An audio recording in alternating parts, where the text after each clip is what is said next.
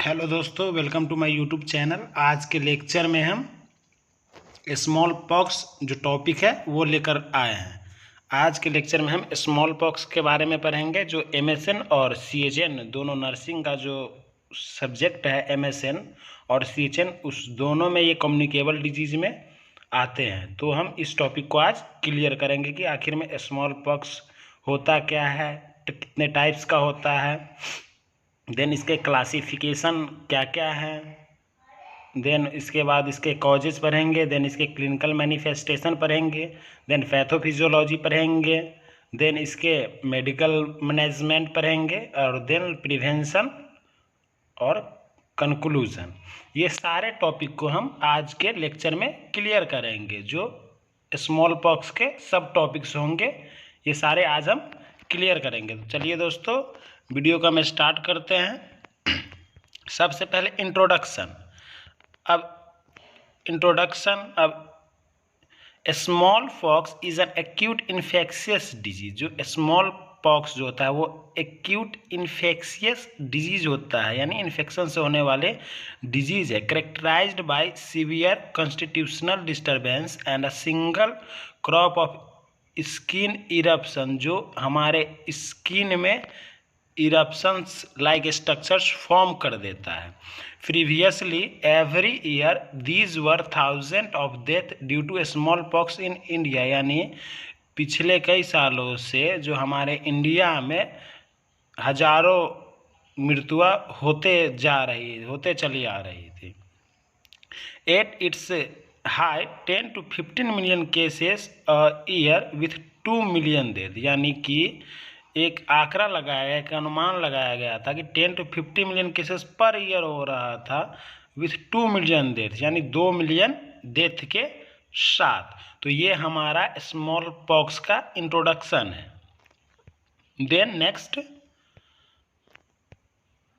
अब हम डेफिनीशन क्या है।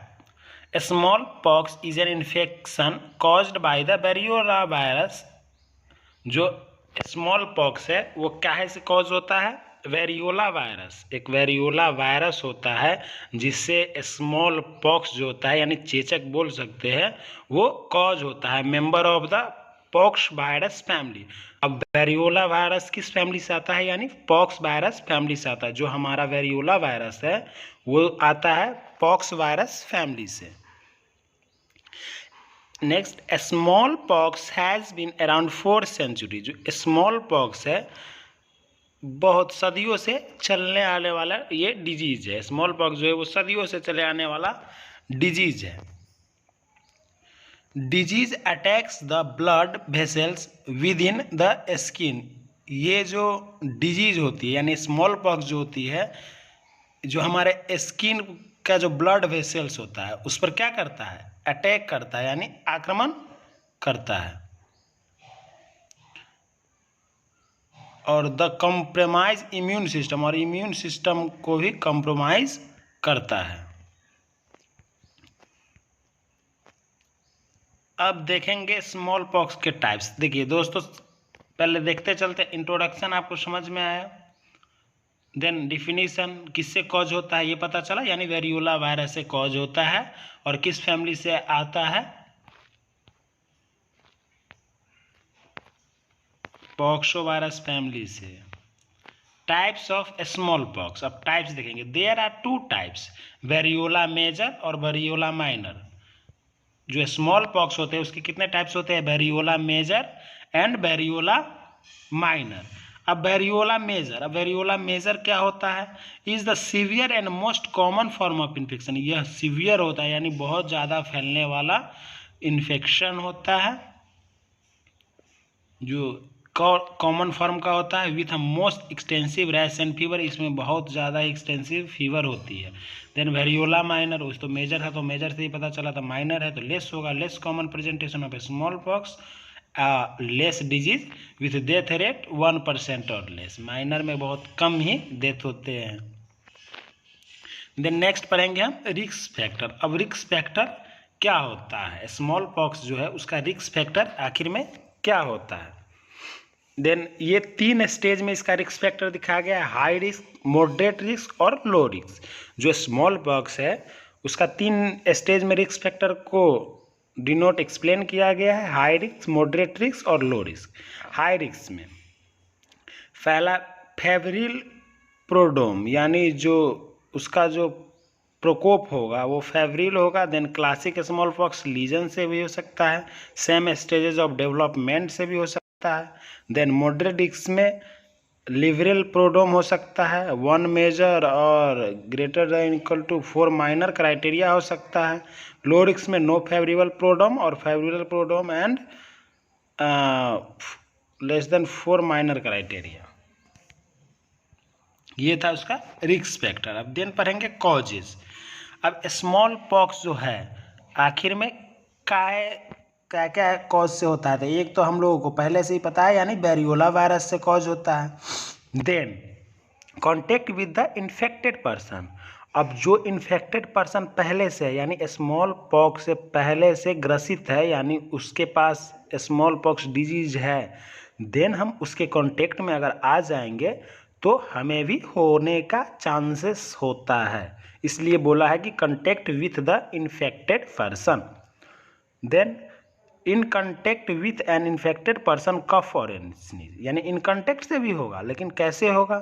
जो इन्फेक्टेड पर्सन है वो कफिंग करेगा, स्नीजिंग करेगा, टॉकिंग करेगा, उस समय जो उसके जो सलाइवा वगैरह जो होगा आकर सेक्रेट होगा हमारे ऊपर पड़ेगा, जो सामने वाला व्यक्ति बैठा होगा, टॉकिंग कर रहा होगा इन्फेक्टेड पर्सन के साथ, उसको भी होने के चांसेस हो सकता है, यानी इन कॉन्टेक्ट ये हुआ।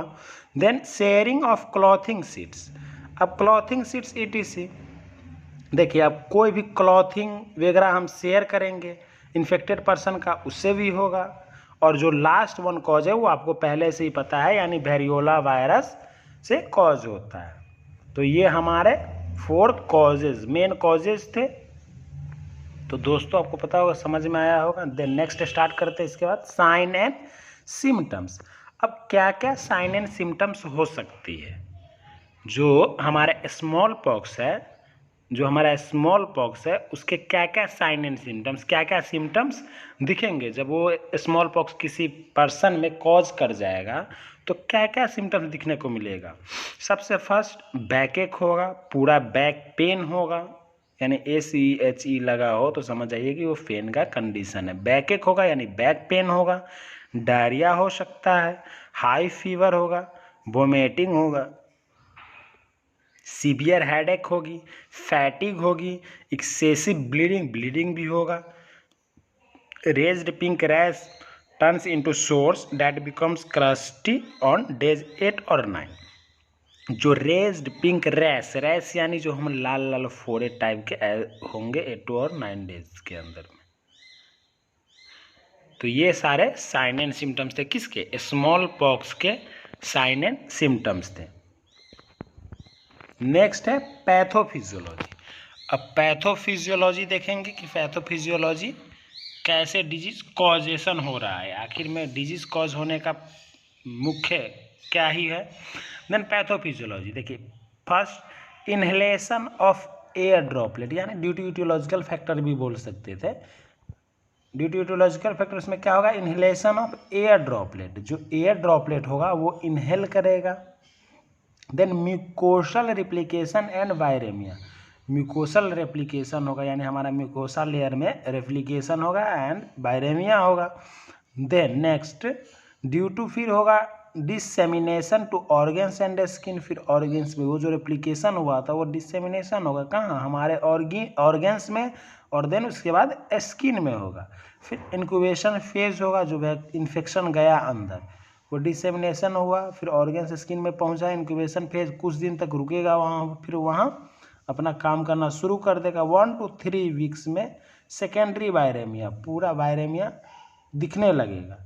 फिर टॉक्सेमिक फेज आएगा, फिर रैश, हाई फीवर, मलेरिया, यानी टॉक्सेमिक फेज जब भी आएगा, जब वो इन्फेक्शन स्प्रेड फुल्ली हो जाएगा तो टॉक्सेमिक फेज आएगा, यानी पूरा हमारा बॉडी पूरा साइन एंड सिम्टम शो करने लगेगा, रैश, हाई फीवर, मलेरिया ये सब शो करेगा। Then highly infectious virus shedding lesions, और लीजन के साथ जो हमारा स्मॉल पॉक्स है वो कॉज हो जाएगा, यानी वो फॉर्म में ब्लिस्टर्स के फॉर्म में दिखने लगेंगे। तो ये उसका पैथोफिजियोलॉजी था। देन अब डायग्नोसिस, जो हमारा डायग्नोसिस है काय से ठीक हो सकता है, जो स्मॉल पॉक्स है वो काय से ठीक हो सकता है। First, beside the symptoms another way to find out if one actually has this disease is by the rash, यानी सिम्टम्स अकॉर्डिंग टू सिम्टम्स के। देन फिजिकल एग्जामिनेशन करेंगे, हिस्ट्री कलेक्शन करेंगे, किसका, जो सिम्टम्स होंगे स्मॉल पॉक्स के उसके according. This will include a skin and mouth exam to look for the small rash, यानी कि हम उसका स्किन एग्जामिनेशन करेंगे, उसके बाद माउथ एग्जामिनेशन करेंगे, और उसके बाद लास्टली जो डॉक्टर प्रिस्क्रिप्शन होगा, यानी जो डॉक्टर जो टेस्ट प्रिस्क्राइब करेंगे वो सारे टेस्ट करेंगे। इससे हम स्मॉल पॉक्स को डिटेक्ट करेंगे कि वो कितना सीवियर है, किस ग्रेड तक फैला हुआ है। देन अब ट्रांसमिशन, स्मॉल पॉक्स होता है, अब ट्रांसमिशन उसका कैसे होता है। There are 2 ways smallpox can enter the respiratory tract and through inoculation of the skin. 2 ways होता है इंटर करने का, किसका, स्मॉल पॉक्स का, किसके, रेस्पिरेटरी ट्रैक्ट के थ्रू। किसमें इनोकुलेशन करता है, स्किन को। Inoculation period last an average 12 to 14 days, जो इंक्यूबेशन पीरियड होता है स्मॉल पॉक्स का 12 to 14 डेज होता है, and range from 7 to 17 days तक। देन प्रिवेंशन एंड कंट्रोल, अब प्रिवेंशन एंड कंट्रोल में क्या करेंगे, सबसे पहले दोस्तों अर्ली डायग्नोसिस एंड ट्रीटमेंट करेंगे, जो हमारा डायग्नोसिस है वो सारे अप्लाई करेंगे। देन नेक्स्ट है notification, local national and international notification करेंगे किसके तक फैला हुआ है। देन आइसोलेशन, जो पेशेंट उससे इन्फेक्टेड हो गया उसको आइसोलेट करेंगे। देन उसके बाद हेल्थ एजुकेशन वगैरह प्रोवाइड करेंगे।